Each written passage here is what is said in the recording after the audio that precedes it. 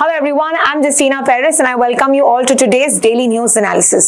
आज है 3rd September 2025 and we are going to be seeing important articles from the Hindu and the Indian Express. So let's begin. आज का जो पहला article हम देखेंगे it is with regard to the semiconductor mission. We're going to see a new semiconductor chip being unveiled. तो इसके बारे में जो important articles है, जो important data है, that I will be presenting forward. So firstly, Semicon India 2025 हुआ था recently, that happened on yesterday, and we have the Ministry of Science, यानी कि Ministry of Information and IT, okay, मेटी जिसको कहते हैं, ये है अश्विनी वैष्णव. इन्होंने प्रेजेंट किया मोदी जी को Vikram 32-bit processor launched vehicle grade chip. Okay, so ये हम देखते हैं किसने डिजाइन किया है. This was design by the Vikram Sarabhai space centre and the semiconductor laboratory जो है चंडीगढ़ में. ओके, तो ये डिजाइन किसने किया है, ये इंपॉर्टेंट डेटा है. Now what is this Vikram 32-bit processor? ये एक एडवांस्ड वर्जन है विक्रम 1601 का. विक्रम 1601 का जो अभी हम देखते थे लॉन्च व्हीकल्स में यूज होता था. So what is this? This is semiconductor chips that we are talking. Now for that आपको पता होना चाहिए कि semiconductor होता क्या है. Now semiconductor is a material that behaves both like a conductor जो पास करता है इलेक्ट्रिसिटी and दूसरी तरफ it also behaves like an insulator that does not allow to pass electricity. अभी ये possible कैसे है? It is possible by an activity called as doping. ये doping क्या होता है? Doping is when you add an impurity to the material. तो जैसे हम silicon, germanium, gallium arsenide. Okay, I'm going to just write this down. What are the examples? Silicon, gallium arsenide,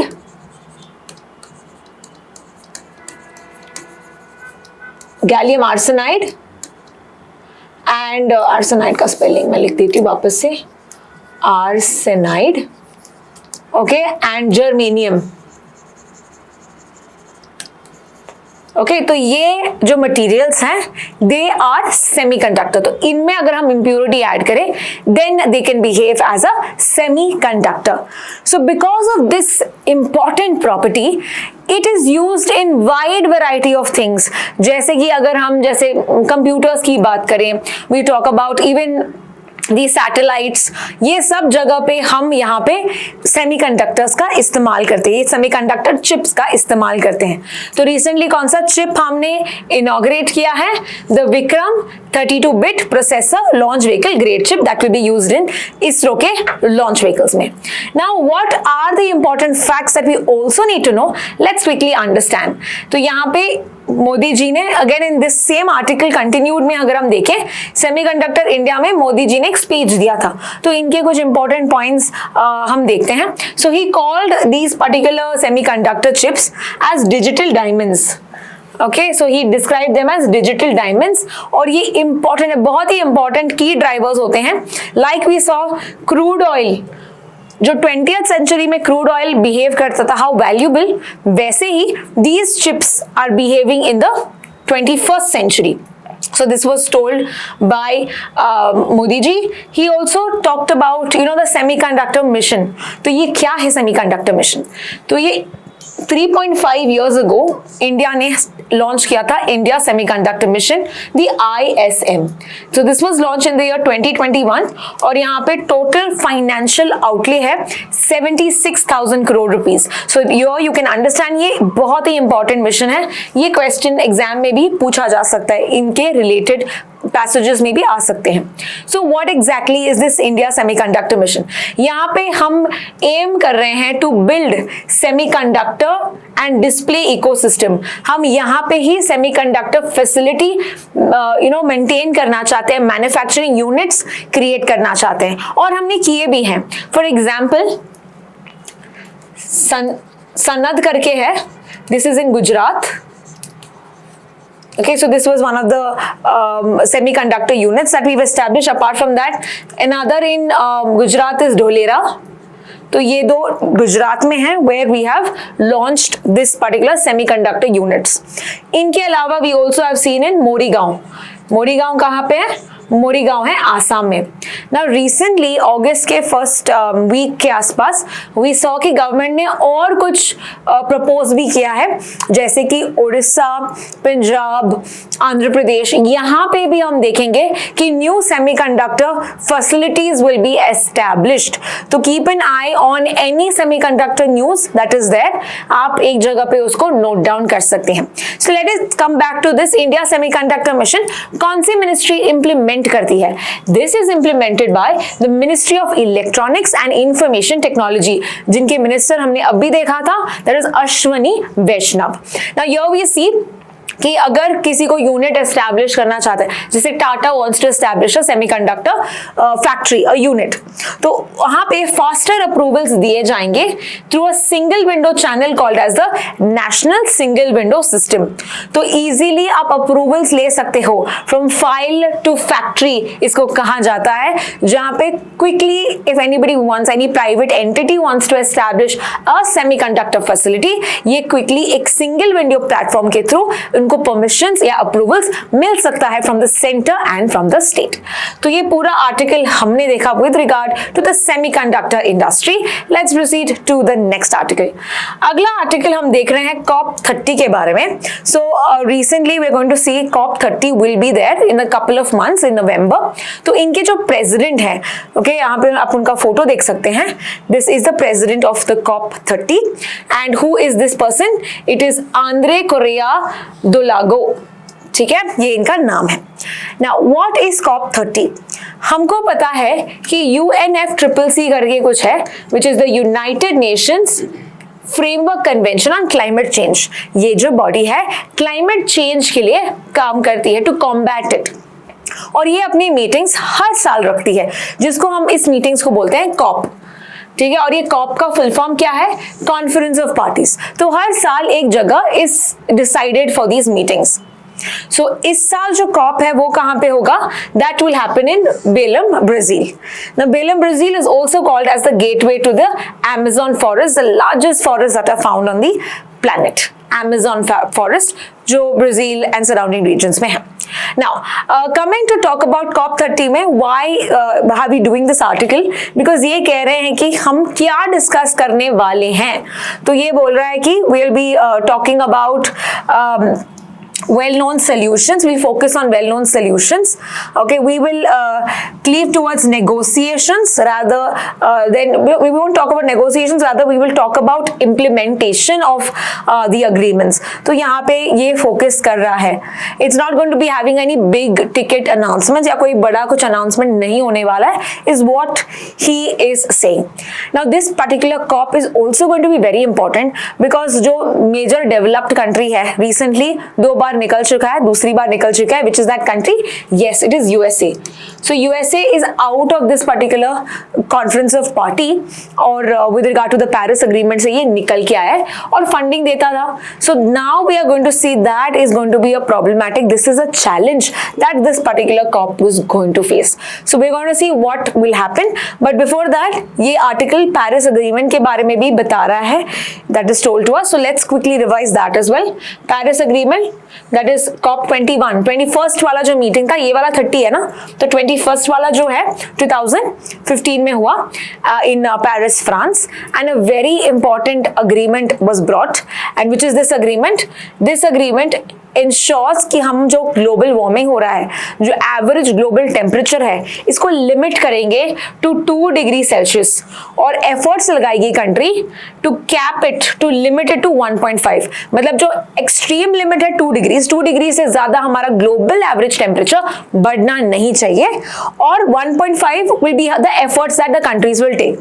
और efforts कैसे लगाएंगे countries अपने अपने targets देंगे that are called as NDCs, that is nationally determined contributions. तो जैसे हमने pledge किया है 500 gigawatt renewable energy by 2030. Why don't you tell me all of those that I've already discussed with you, which are India's NDCs? ये आप मुझे comment section में बताना, ठीक है? Now coming back to this, ये आर्टिकल भी कह रहा है कि reality check अभी क्या चल रहा है, the current commitments ठीक है, they are projected warming of over 2.6 degree Celsius, मतलब इतना एक्सीड हो सकता है according to the recent what is happening so far, ठीक है. So that is the limit that we have got. Now coming to understand, this is where all countries यानी कि developed और डेवलपिंग कंट्रीज ने अपने अपने टारगेट्स दिए. India ने भी अपना टारगेट दिया है जो आपको मुझे कमेंट सेक्शन में बताना है, ठीक है. Let's now proceed to the next article. अगला article is a rather very grim article, very sad article. Why is it so? Because WHO का कुछ डेटा आया है. So we'll understand what is the data, what is important for us to know. तो ये data जो है it is called as global mental health and suicide. Okay, तो ये इसके बारे में बता रहा है और ये कह रहा है कि 100 डेथ्स में एक डेथ सुसाइड का होता है. So this is the data that we got from the WHO and it is even more we can say astonishing to know कि 2021 में 7,27,000 people died by suicide, which is a very big number, right? So ये एक बहुत ही sad data जो हम देख रहे हैं. Now ये डेटा कहाँ पे दिया है? ये डेटा दिया है वर्ल्ड मेंटल हेल्थ टुडे इस रिपोर्ट में एंड मेंटल हेल्थ एटलस 2024. अभी याद रखना जो मेंटल हेल्थ डे है वो कब मनाया जाता है? वो मनाया जाता है 10th अक्टूबर को, ठीक है. Note down this information. Now world health day कब मनाया जाता है? दैट इज ऑन 7th अप्रैल, ठीक है. तो हेल्थ डे है 7th April, mental health day is 10th October. Now 7th अप्रैल की अगर हम बात करें, why 7th April? Because in 1948 हम देखते हैं WHO एस्टैब्लिश हुआ.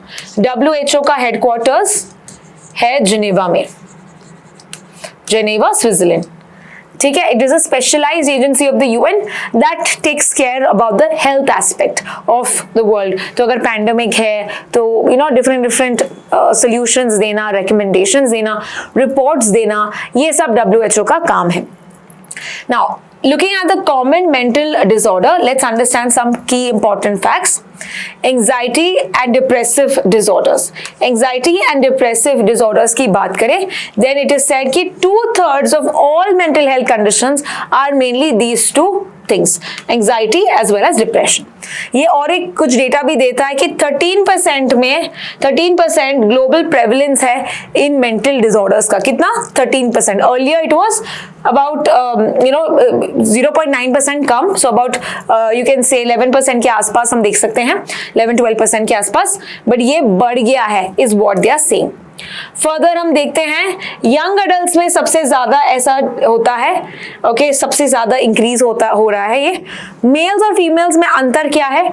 मेल्स में हम देखते हैं there is more ADHD, autism, intellectual disability, whereas for females it is more anxiety, depression and eating disorders. तो ये सब हमको कहाँ पे रिपोर्ट मिल रहा है? ये जो रिपोर्ट्स हम देख रहे हैं इसके अंदर we got this important aspect. Now something that's important from exam point of view also, SDG targets, right? Sustainable Development Goals. तो ये कह रहा है कि suicide one thing is a leading cause of death among the young people. हमने देखा है 7 lakh plus deaths in 2021.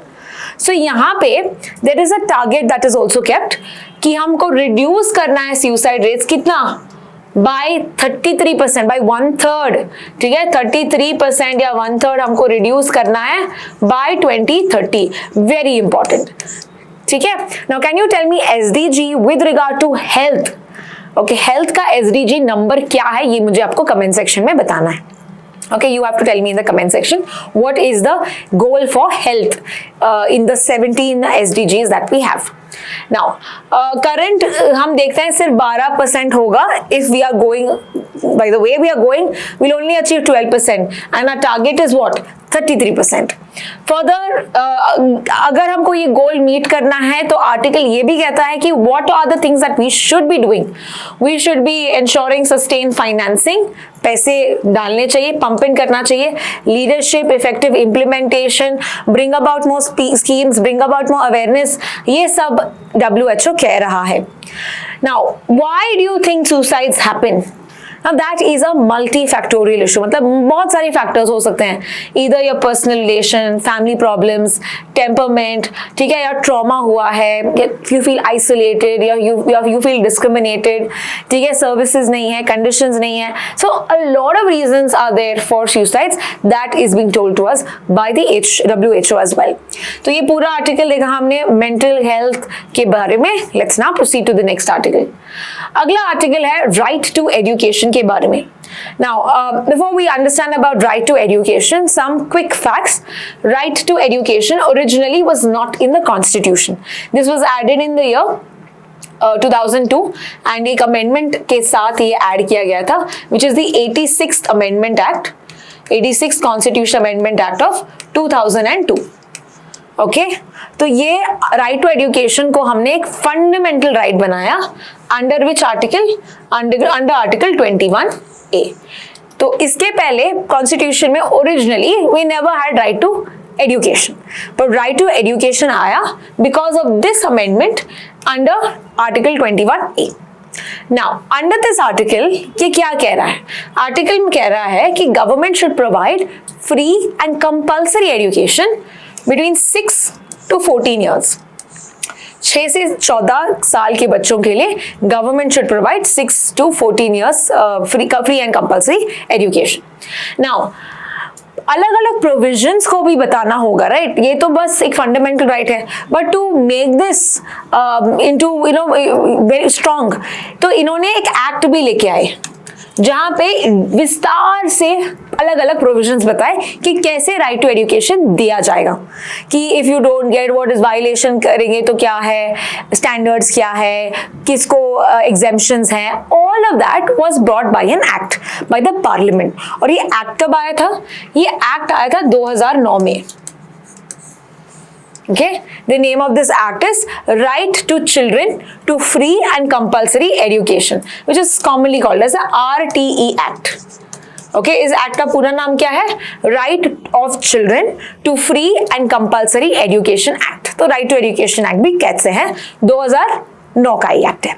Now let us see what are the provisions given in the RTE Act. ठीक है? So RTE Act, as I said, 2009. To give or to operationalize Article 21, which covers 6 to 14 years. इस act के दौरान क्या क्या mandate किया गया है? पहले कहा कि government schools should provide free education, एक पैसा भी नहीं लेना चाहिए, ठीक है. सेकेंड थिंग, जो एडेड स्कूल्स है, यानी कि जो गवर्नमेंट पैसे देती है कुछ स्कूल्स को, they should give some seats proportional to the aid. कितना उनको एड मिलता है उतना उनको दूसरों बच्चों को भी लेके आना पड़ेगा, उतना फ्री सीट्स उनको रखना पड़ेगा, ठीक है. थर्ड, जो प्राइवेट अनएडेड है, मतलब प्राइवेट स्कूल नहीं है और उनको एड भी नहीं मिल रहा है, फिर भी यहाँ पे गवर्नमेंट ने कहा है कि at least 25% eight entry level, okay, आपको कुछ सीट्स रखनी पड़ेगी. तो यहाँ पे कोटा कितना रखा है? कोटा इज 25% ऑफ सीट्स आपको रखना है for free for the disadvantage children. और ये कौन से सेक्शन में लिखा था? सेक्शन 12 में, ठीक है. कौन से सेक्शन? आर्टिकल एक्ट के अंदर, आरटीई एक्ट के अंदर. इसमें बताया गया है ऑल्सो कि what is the eligibility criteria for the teachers. उनको कौन सा एग्जामिनेशन, जैसे कि we have an exam called as TET, ठीक है. तो टेट टीचर एलिजिबिलिटी टेस्ट देना पड़ता है. इंफ्रास्ट्रक्चर क्या होना चाहिए, बच्चे और टीचर्स का जो रेशियो है, कितने बच्चों को एक टीचर पढ़ाना चाहिए, ये सब ये मैंडेट करता है. It also bans corporal punishment. What is corporal punishment? Corporal punishment is you cannot physically assault, touch, ऐसे कुछ आप नहीं कर सकते, ठीक है. जो फिजिकल आप पनिशमेंट नहीं दे सकते, so that is corporal punishment. तो ये बैन किया है, बच्चों को हाथ नहीं लगा सकते. Further, capitation fees. Capitation fees is कोई और फी लाइक डोनेशन, ये सब नहीं कलेक्ट कर सकते हो. तो no capitation fees also you can collect under the RTE act. Now let us understand what is the issue, what are the problems also of this. So यहाँ पे अर्ली एक चैलेंज आया था, mainly the private and the minority schools ये oppose कर रहे थे क्यों अपोज कर रहे थे? बिकॉज स्कूल्स का कहना था कि education is an occupation, right? तो ये जो है आप रिस्ट्रिक्शंस लगा के ये हमारा फ्रीडम ऑफ ऑक्यूपेशन को अफेक्ट कर रहे हो, that comes under article 19(1)(g). और माइनॉरिटी का स्कूल्स का भी कहना था कि हमको जो राइट टू माइनॉरिटीज गारंटी किया है कॉन्स्टिट्यूशन में अंडर आर्टिकल 30, इसको आप अफेक्ट कर रहे हो because now you are not allowing us to fully take charge of our own schools, to administer our schools. ये सब आपने रिस्ट्रिक्शंस सब लगाए हैं। तो ये अपोजिशन किया था उन्होंने कि ये हमारे कुछ राइट्स वायलेट हो रहे हैं, कुछ स्कूल इंस्टीट्यूशंस ने किया था। तो 2012 में सुप्रीम कोर्ट का 3 जज बेंच रूलिंग आया और इसने कहा कि नहीं, राइट टू एजुकेशन जो है दिस इज अपहेल्ड, ओके, ये सही है। यहां पे बस एक बात कहा थी कि अनएडेड जो माइनॉरिटी स्कूल्स हैं, ओके, इनको एग्जेम्प्ट किया जाएगा। तो जिनको पैसे नहीं मिल रहे हैं, ओके, उन माइनॉरिटी स्कूल्स को यहाँ पे एग्जेम्प्ट किया जाएगा, so that they can and this is because that quota alters their character. Now quota बाकी सबको होगा, जो 25% और जो कोटा हमने देखा था, be it government, be it aided और be it unaided non minority, इन सब में आप देखते हैं कि quota will be applicable except for whom, unaided minority, मतलब एडेड माइनॉरिटी स्कूल्स को भी कोटा होगा। Now that led to again petition by the aided minority schools as well, some by private schools as well. So Pramati judgment जो आया था, that is the 5 judge bench case. Okay, this was in 2014. Now what happened was there were many petitions that were given by many schools saying कि जो exemption आपने दिया है, right, ये किसके लिए है? That was only for unaided minority, है ना? तो ये कह रहे हैं कि ये जो एग्जेम्पशन है ये सभी माइनॉरिटी स्कूल्स को होना चाहिए, be it aided, be it unaided, minority as a whole should get exemption. Now Pramati judgment ने कहा ठीक है, रिजर्वेशन आर्टिकल 21A आप जो दे रहे हो ठीक है, वो वैलिड है, बट आप माइनॉरिटी स्कूल्स में फोर्स नहीं कर सकते, RT एक्ट यहाँ पे थोप नहीं सकते हो। So that is what we are seeing. Why it is saying कि why ये अपोज कर रहा है? ये अपोज कर रहा है because I told you private institutions में कितना परसेंटेज आपको कोटा रखना है? 25%। तो ये कह रहे हैं अगर माइनॉरिटी स्कूल में 25% हम दूसरे बच्चों को लेके आएंगे, then it is going to alter or the need of the minority schools. Minority schools किसके लिए रखे? माइनॉरिटी सेक्शंस के लिए। So this is going to change the composition of the minority schools, right? तो इसीलिए इन्होंने ये किया था। So large scale exemption for minority institutions is what the effect will be based on this. Now the fallout that we see here, that many schools are seeking out minority status because उनको RTE में exemption चाहिए। जैसे हमने देखा unaided minority को exemption है, तो बहुत सारे schools अभी जो private institutions हैं, right, they are taking the case, they are taking the status of unaided minority. तो इसका प्रॉब्लम क्या है? We will find that they will escape the 25% clause. So इसीलिए प्रमिति जजमेंट हम देखते हैं। Now, what is the criticism of having these exemptions? Because ये कुछ प्राइवेट इंस्टीट्यूशंस अभी will showcase themselves as unaided minority ताकि उनको exemption मिले from the RTE. Okay, so ये कुछ schools ऐसे होते हैं कि बहुत elite है, elite private schools. Okay, so they don't want this RTE 25%. Okay, and therefore they are terming themselves as unaided minority. तो ये एक चैलेंज जो हमने इस आर्टिकल में देखा है। So RTE is nothing but child centric, not institution centric, है ना? institutions में focus नहीं चाहिए, child to get education between 6 to 14 years, ये होना चाहिए the major motive। यहाँ पे एक्ट ये भी कहता है कि तुम अगर माइनॉरिटी की बात भी कर रहे हो, ये जो 25% कोटा है, इसमें क्यों ना तुम माइनॉरिटी डिसएडवांटेज को ही लो, है ना, that is also way out. Take the disadvantage, but minority के हो सकता है.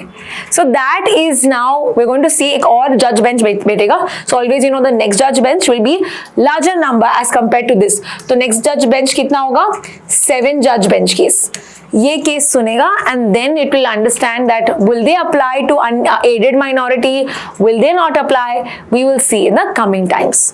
तो ये आर्टिकल हमने देखा था RTE के बारे में. so we'll also see the latest development जो 2025 का है. ये एक और एक केस है. This is a different case. Okay, the case name is applicability of TET, that's teacher eligibility test. इसमें इन्होंने बोला है कि blanket exemption नहीं होना चाहिए. Okay, that is both to aided and unaided नहीं होना चाहिए because ये universal education inclusivity को affect करता है.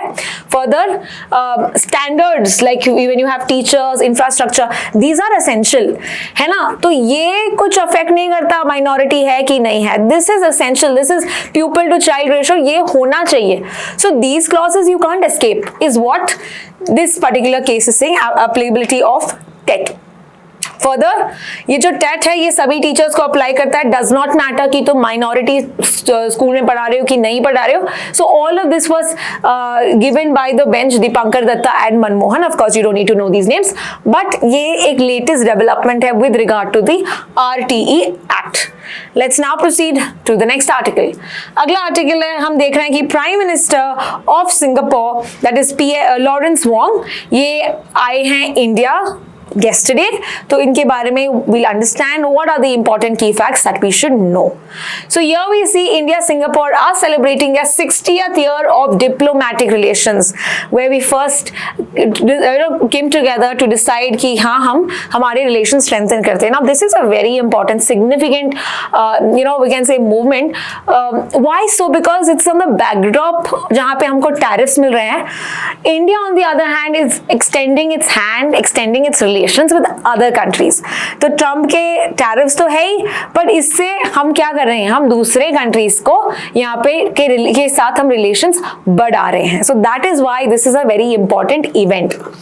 Now we will see what is it doing. It is creating robust relations. तो Modi ji and Wong, they will now also inaugurate phase 2 of the PSA जो है भारत मुंबई कंटेनर टर्मिनल. तो with regard to shipping activities हम देख रहे हैं कि of recently we have done a lot with regard to the shipping industry, maritime trade. तो यहाँ पे हम देख रहे हैं कि एक दूसरा टर्मिनल हम यहाँ पे inaugurate करने वाले हैं. Further we saw that last year Modi ji also visited Singapore and दोनों अपनी relations को elevate कर दिया है, upgrade कर दिया है to comprehensive strategic partnership. Now इस partnership हम देख रहे हैं कि we have also signed something called as a India Singapore ministerial round table. तो ये 3rd राउंड टेबल में जो हुआ था August 13 को, हमने कौन से पिलर्स को पे कॉम्परेशन करना डिसाइड किया है. Firstly advanced manufacturing. ओके, तो सेमीकंडक्टर से रिलेटेड भी हम देखने वाले हैं. connectivity, digitization, healthcare, medicine, skill development and sustainability. So these are the 6 pillars that India and Singapore will be cooperating. Further, some important facts from the exam point of view. Singapore के president कौन है? Now he also had come in January 2025. That was Tharman Shanmugaratnam. ठीक है, तो ये है president और इनके prime minister as I already said is Lawrence Wong. You need to know specifically जो भी रिसेंट रिलेशंस हैं या रिसेंट विजिट्स मोदी जी करते हैं दूसरे कंट्री या दूसरे कंट्री के लोग यहाँ पे आते हैं, तो आपको उनका president prime minister you should know that. ठीक है, so please note this down as well. Proceeding to the next article. अगला आर्टिकल है युद्ध अभ्यास के बारे में. नाउ व्हाट इज युद्ध अभ्यास? युद्ध अभ्यास इज वेयर 2 कंट्रीज यानी India and US, okay, India और US joint military exercise hai. So they can ask you. Now apart from Yuddha Abhyas, we have also some more exercises. There's also Vajra Prahar. ठीक है, तो वज्र प्रहार is one exercise, युद्ध अभ्यास is another exercise. तो ये 2 exercises India US से रिलेटेड है. सो नाउ युद्ध अभ्यास की बात करें quickly, let's understand some important facts. This is the 21st edition of the annual Indo US military exercise. यहाँ पे इंडिया से कौन सी रेजिमेंट पार्टिसिपेट करेगी इस एक्सरसाइज में? It is the Madras regiment. Clear? And US army की 1st बटालियन 5th इन्फेंट्री, ठीक है, बॉबकैट्स इसको कहते हैं, they will be participating. Where is this summit going to, where this exercise is going to happen? It's going to happen in Fort Wainwright, which is in Alaska, from the September 1st to September 14th. ठीक है, सो इससे हम अपने strategic and defence ties बढ़ाएंगे। Despite economic level पे हमारा इतना कुछ खास नहीं है, बट डिफेंस सेक्टर में हम देख रहे हैं कि we are improving our ties. Now let's understand some more aspects. India US defence cooperation, it's not a recent phenomena, we have been doing that since the 2013। तो पहले आपने एक जॉइंट declaration sign किया था defense cooperation के again, and then we also saw we had a framework that we established for India-US defense relationship। 15 के बाद हमने बहुत सारे अग्रीमेंट्स साइन की, called BECA, COMCASA, LEMOA, SOSA. Now what are these? Let's quickly have a look because this is again important. India US relations important है, तो हम quickly इसको जान लेते हैं। The first one that we have is LEMOA. LEMOA का full form क्या है? Logistics exchange memorandum of agreement. ये साइन किया था 2016 के में। And what is the major M? आपको नाम से पता चलेगा, यहाँ पे हम एक लॉजिस्टिक पैक्ट है जहां पे हम अलाउ कर रहे हैं एक दूसरे के मिलिट्री बेसिस का इस्तेमाल करना। So allowing the use of each other's military bases. किसके लिए? रिफ्यूल करना है, अगर रिपेयर करना है, अगर सब अगर कुछ शॉर्टेज है, ठीक है, तो यहाँ पे आप एक दूसरे के मिलिट्री बेसिस यूज कर सकते हो। The second pact that we saw came in 2018। This was called as COMCASA. COMCASA का फुल फॉर्म है communication compatibility and security agreement. Communication compatibility and security agreement. Under this agreement हम secure communications में एक दूसरे को मदद करेंगे, militaries exchange करेंगे। सो दिस विल, अगर कुछ एनक्रिप्टेड सिस्टम्स हैं, शेयर करना अगर डेटा है, तो वो हम करेंगे under the COMCASA. The third one is the बेका। बेका आया था 2020 में, and that was for basic exchange and cooperation agreement.